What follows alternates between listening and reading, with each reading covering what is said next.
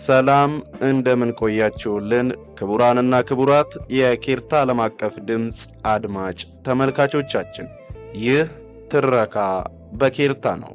አይመለል ደራሲ ተስፋ ገብረየስ ዘምድረከብድ፣ ተራኪ ትልቅ ሰው ስዩም። በየሳምንቱ በኬርታ ዓለም አቀፍ ድምጽ በኩል ይጠብቁን። እስከ ዝግጅታችን ፍጻሜ ድረስ አብሮነታችሁ አይለየን የሚለው ግብዣችን ከልብ የመነጨ ነው። በባለፈው ሳምንት አይመለል የተሰኘውን በተስፋ ገብረየስ ዘምድረከብድ ተጽፎ በልጃቸው ወርቁ ተስፋ የተዘጋጀውን የታሪክ መጽሐፍ በክፍል 13 ዝግጅታችን ምዕራፍ 5 እንሰት የሚለውን ርዕስ መጀመሪያውን ያቀረብንላችሁ ሲሆን በዛሬው ዝግጅታችን ደግሞ የዚህን ምዕራፍ መጨረሻውን ይዘንላችሁ መጥተናል። ተከታተሉን። አስቀድሞ እንደተመለከተው የአረባቡ ዘዴ ፍሬው እየተዘራ አንዳንዱ እየበቀለ ይተከል ነበር። ቆይቶ ግን ጃርትና ፍልፈል እንቡጡንና ገሚስ አሚቾውን ከበሉት እንሰት ከቀስላውና ከአሚቾ መገናኛ ብዙ ችግኝ በቅለው ተገኙ። መብቀያውን እንቡጥ ፈልፍሎ አዋጥቶ በቦታው ድንጋይ ከስክሶ ከከተተበት በኋላ ቢተክለው ወይም ቢቀብረው በስሩና በአካሉ መገናኛ ብዙ ችግኝ አወጣ። ይህንንም ተከትሎ ሲሰራበት ኖረ። ሆኖም ስለ እንሰት አረባብና አተካከል በየሀገሩ የተለያየ የአሰራር ዘዴ አለ። እንደ መሬቱ ስባትና እንደ አየሩ ምቹነት እንሰት ከ3 እስከ 4 ዓመት ባለው ጊዜ ሺያ በመባል የሚታወቅ ፍሬ ይሰጣል።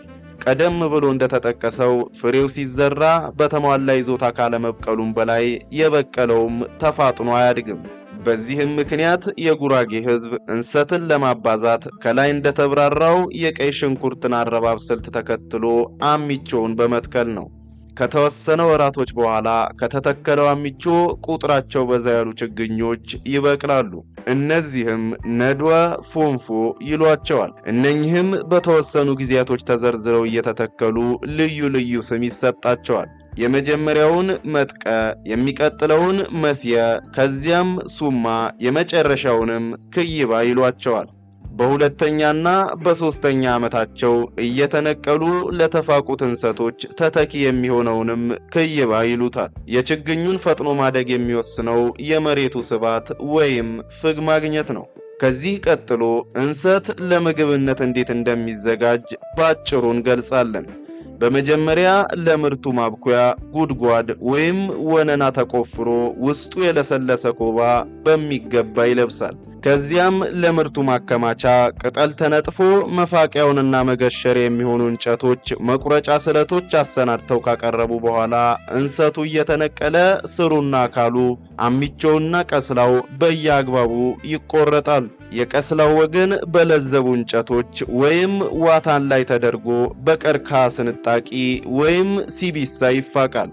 የአሚቾ ወገን ለዚሁ ተግባር ተጠርበው በተሰናዱ እንጨቶች ወይም በዝግባ ይገሸራል። የተፋቀውና የተገሸረው ተቀላቅሎ ቅጠል የተነጠፈበት ጉድጓድ ውስጥ አግብቶ በደንብ ተከድኖ እስከ 1 ወር ይቆያል። እንሰቱ ሲፋቅም ለልዩ ልዩ ተግባር አስፈላጊ የሆኑት ጥቂት እንሰቶች ተመርጠው ስራቸው ሳይነካ አሚቿቸውና ቀስላቸው በሚገናኙበት አካል በብልሃት ተቆርጦ ስሩ ወይም አሚቾ በመሬት ውስጥ እንደሆነ እንዳይበሳ ተጠብቆ ለመገሸሪያ በተሰናዳው መስሪያ በብልሃት ከተገሸረ በኋላ ከውስጡ ተገሽሮ የወጣውንና ለምለሙ ቀስላ ተቆራርጦ ተገሽሮ ከወጣለት አሚቾ ውስጥ መልሶ ይገባል።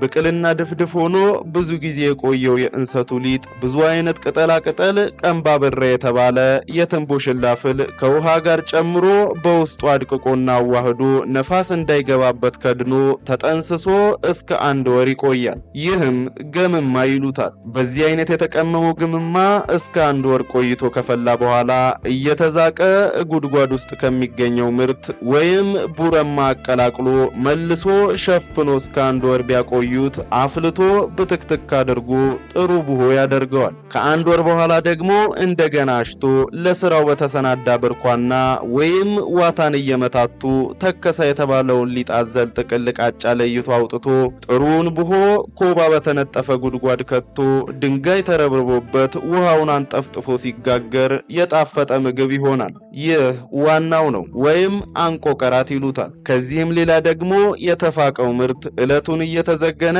በተነጠፈ ቅጠልና በዕቃም ቢጨመቅ አጥሚት የተባለው የቆጮ ወለላ ይወጣዋል።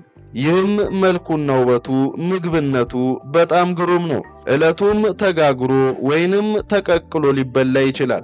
መሬቱን አጎድጉዶ ቅጠል ደራርቦ አንጥፎ ጥቂቶቹን ወይም አንድም ሁለትም እንሰቶች ፍቆና ገሽሮ ሙቀት እንዲያገኝ አድርጎ ቶሎ ቶሎ ቢያሹት ከ8 ቀን ባነሰ ጊዜ ደርሶ ሊበላ ይችላል።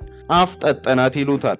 ተከሰ የተባለው ሊጣዘል ጥቅል ቃጫ በኮባ በተነጠፈ ጉድጓድ ከቶ ድንጋይ ደራርቦ አቆይቶ በጥሩ ውሃ እያጠበ በዚያው በተጨመቀበት ቃጫ ላይ አፍስሶ ውሃውን አንጠፍጥፎ ከረጋ በኋላ አንስተው ጥሩ ምግብ ያደርጉታል።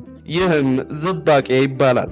እንሰት ለምግብነት የሚዘጋጅበት ስልትና የአመጋገብ መንገድ በመጠኑም ቢሆን እንደየሀገሩ ልማድ ይለያያል። የእንሰት ሊጥን በብዙ መልኩ ለምግብነት ማዘጋጀት ይቻላል። የእንሰት ሊጥ በቂጣነት ከሚጋገር በስተቀር ከሌላ እህል ጋር ተቀይጦ ለእንጀራ ተነክሮ ለጠላ ወይም ለአረቄ ይገባል። አጥሚቱ ገንፎና ዳቦ ይሆናል። በሌላም ባልትና አጥሚቱ ሲደርቅ ለመንገድ ስንቅ ይሆናል። አሚቾም ተቀቅሎ በሚጥሚጣ ይበላል። እንዲሁም ተፈርፍሮ በሚጥሚጣና በቅቤ ጣፍጦ እንደ በሶ እየተጨበጠ ይበላል። በሌላም ሁናቴ የተፈረፈረው በቅቤና በቅመም ተለውሶ ጭኮ ይሆናል።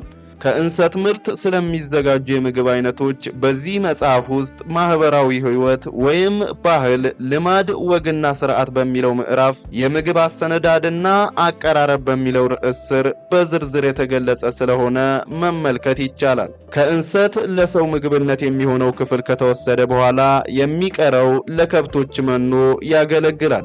በተጨማሪም ከምግብነት ሌላ ቅጠሉ፣ ኮባውና ወይም ከእንሰቱ አካል የሚገኘው ደረቅ ክፍል ቃጫው ለተለያዩ አገልግሎቶች ይውላል። እንሰት አንዱ የምግብ አይነት ሲሆን በጉራጌ ሀገር የምግብ አትክልቶች፣ ቅመማ ቅመሞችና ቅጠላ ቅጠሎች፣ ፍራፍሬዎችና ስራስሮች በብዛት ይገኛሉ።